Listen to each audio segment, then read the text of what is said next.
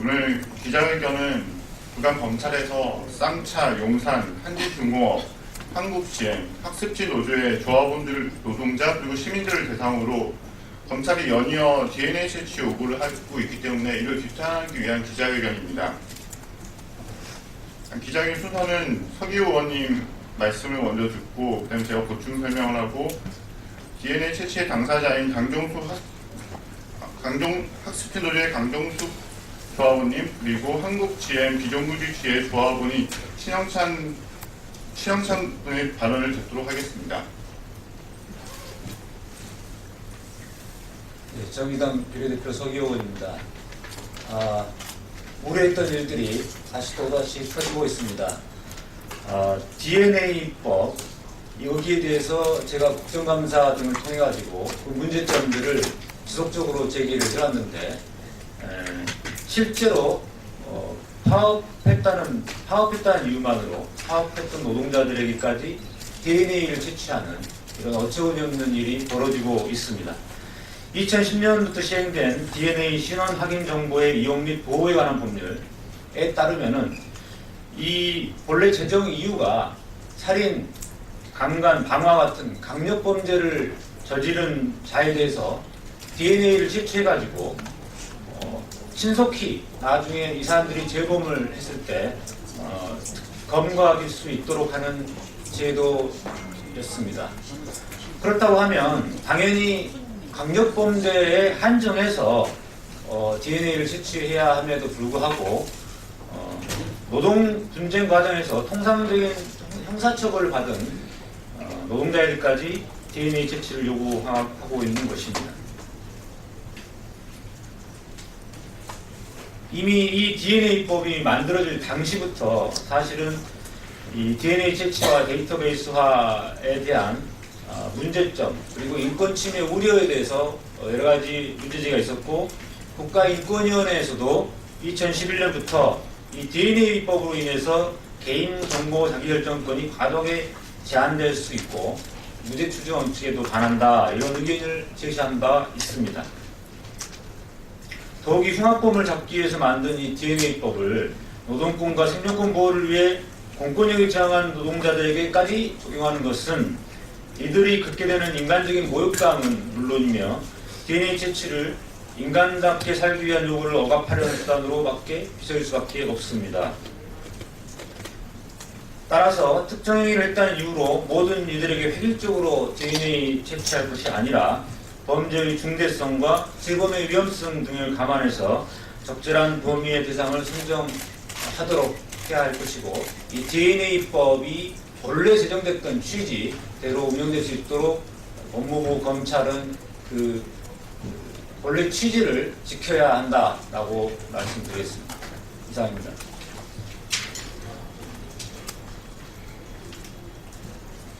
몇 가지만 부연 설명을 하도록 하겠습니다. 앞서 의원님이 밝혔다시피 2009년 당시 법이 제정될 때는 살인, 강간, 방화 등 연쇄 범죄와 흉포와 진흥화되고 있는 범죄에 대응하기 위해서 특단의 대책이 필요한 이유로 DNA법을 만들었습니다. 하지만 2012년 한진중공업 정리해고 사태에 맞서서 309일 동안 크레인에 올라가 있었던 김준숙 지도위원에게 DNA 채취 요구가 있습니다. 당시 법원에서는 김진숙 지도의 양형 사유 중에 자신이 개인적 이익을 추구한 것이 아니고 과거 특이 범죄 전력이 없다면서 성을 부여한 바 있습니다. 그리고 2013년에는 한국GM 노동자들의 상황도 크게 다르지 않은데 이들도 비정규직의 정규직화를 요구하면서 집회에 참여를 했습니다. 당시 법원이 인정한 바로는 사측을 도발해 방어적으로 대응하는 과정에서 발생한 범죄였고 현실적 피해가 크지 않고 과거 범죄 전력이 없는 것을 이들의 양형 사유로 삼았습니다. 2014년 올해도 DNA 채취 요구가 있었는데 학습지 노동자들도 마찬가지입니다. 사측의 부당해고에 항의하는 과정에서 형사처벌을 받았습니다. 법원은 이에 대해서 외부 영역을 폭력행위에 항의하다 발생한 사고이고 피고인들의 학습지 교사의 권위 향상을 위해 노력한 바가 크고 피고인들의 노력으로 학습지 노조의 근로자성을 인정받은 점들을 인정하여서 양형하였습니다. 과연 이들에 대해서 검찰이 DNA 채취 요구를 하고 살인이나 방화, 강간범과 같은 취급을 하는 것이 옳은 것인지에 대해서 큰 의문이 생길 수밖에 없습니다. 검찰은 더 이상 DNA 채취 요구를 하지 않도록 해야 합니다. 다음으로 한국GM 직접 DNA 채취 대상자가 된 한국GM 노동자와 학습지 노조원분의 발언을 듣도록 하겠습니다. 네, 학습지 노조 조합원 강종숙입니다. 제가 DNA 채취 대상자가 된 것은 2007년에 학습지에서 한솔교육이 저희 조합원 한 명을 부당하게 해고해서 그 해고를 이제 항의하는 과정에 한솔교육 본사를 찾아갔습니다. 조합원들과 함께. 그 자리에서 이제 재계약 4일 전에 부당하게 해고당한 조합원의 그 항의를 하는 과정에서 초반에 잠깐 마찰은 있었지만 그 인사팀장하고 면담을 하고 이렇게 내려왔던 그런 사건임에도 불구하고 지금 이제 8년이 다 돼가는 지금 이제 형이 확정됐다는 이유로 DNA 채취 대상자라는 그 통보를 받았습니다. 아까 의원님께서 말씀하신 것처럼 이 긴 법률 명칭이 맨 뒤에가 무슨 보호 등에 관한 법률입니다. 저는 이제 노동자로서도 인정받지 못하는 학습지 교사로서 저희들에 대해서도 국회에서 특수형태 근로종사자 보호 등에 관한 법률 뭐 이런 식으로 법률을 만든다고 하는데 저는 이 보호 등에 관한 법률이 실제로 노동자들의 노동권이나 기본적인 인권을 보호하는 경우를 본 적이 없습니다. 이 경우도 똑같이 제 개인의 어떤 뭐 사적 이익이나 그런 것을 목적으로 했던 행위도 아니었고 그 입법 취지에 써 있는 것처럼 뭐 살인, 방화, 뭐 강간 이런 것과도 완전히 무관한 그런 사안에 대해서까지 획일적으로 DNA를 채취하겠다고 하는 처사는 도무지 납득이 되질 않습니다. 저와 같이 대상자가 된 저희 조합원들도 이제는 다 결혼도 하고 이제 학습지교사 일도 그만둬서 조합원도 아닌 그런 분들까지 그냥 어쨌든 확정 판결 났으니 너희들은 모두 DNA 채취 대상자다.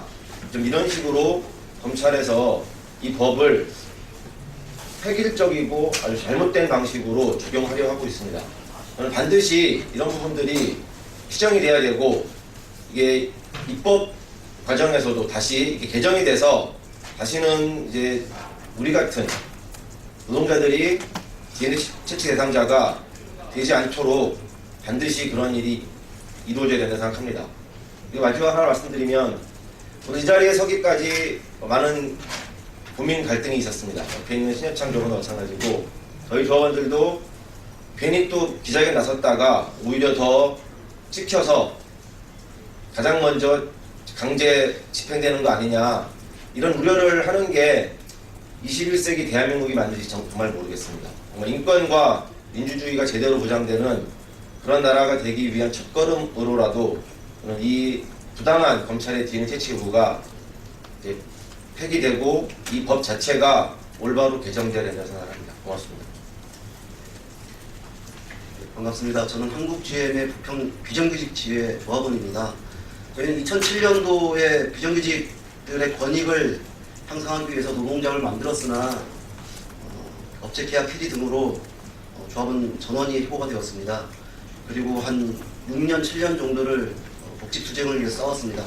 2010년도 저희가 정말 마지막이라 생각하고 목숨을 걸고 한국GM 부평에 있는 광고탑에 올랐습니다.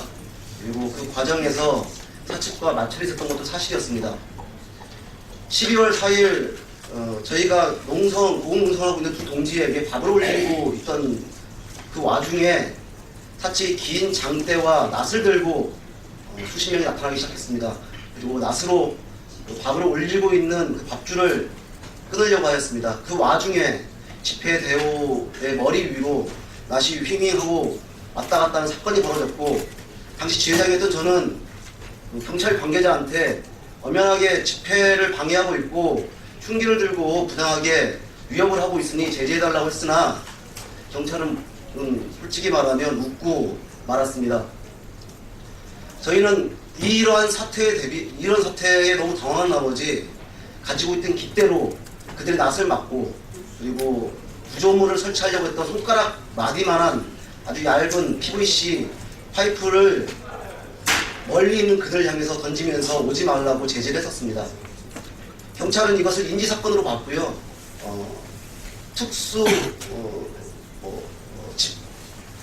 공무집행방해는 아니었습니다. 그 집단 흉기상해로 저희를 기소했습니다. 저희가 이게 집단 흉기상해인지 아닌지도 잘 모르겠거니와 실제로 기소가 돼서 형이 확정되었습니다. 작년 12월 달에 형이 확정되었고 저희는 이제 집행유예를 받고 있는 상황이었습니다. 바로 형이 확정되자마자 검찰에서 연락이 왔습니다. DNA를 채취하겠다고요. 당시 저희는 복지 사측과 원만한 합의를 하고 복직을 한 상태였습니다. 제가 현장 동료들한테 상황을 설명했었습니다. 제가 DNA 채취 대상자이고 DNA를 채취를 하라고 검찰이 요구를 하는데 어떻게 쓰면 좋겠냐라고 얘기했을 때 대부분의 저희 아무것도 모르는 조합원도 아닙니다. 일반 시민들은 그렇게 얘기를 했었습니다. 네가 무슨 잘못을 했길래 DNA를 채취하는 거냐? 강간범이냐? 방화범이냐? 혹은 과거에 무슨 나쁜 짓을 했던 거냐? 라고 얘기했었습니다. 저는 그런 일이 없고 2010년도에 우리 농성을 하면서 벌었던 사건들을 얘기했을 때 사람들은 모두 실소를 금하지 못했습니다. 저 또한 마찬가지였습니다. DNA 채취 자체적으로 문제가 많지만 실제로 제가 그런 상황들을 직면했을 때 느꼈던 감정들은 매우 당혹스러움과 마치 저를 세상에서 가장 나쁜 파렴치함으로 낙인 찍기 위한 도구, 낙인 찍기가 아니었나 생각이 들었습니다. 매우 수치스럽고 매우 창피했었습니다. 정부는 그리고 검찰은 노동자가 자신들의 권익을 위해서 싸우고 저항하는 노동자까지 이렇게 확대 해석하는 것에 대해서 저는 명백히 반대를 하고요. 앞으로 그런 일이 없었으면 좋겠습니다.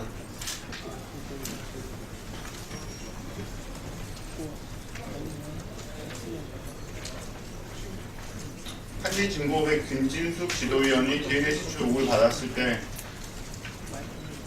씻을 수 없는 모멸감을 느꼈다고 했습니다. 노동자들에 대해서 검찰이 무분별하게 DNA 채취를 요구하는 작품의 현실이 이제 그만 고쳐지기만을 바라고 있습니다. 이상훈 기자회견을 마치겠습니다.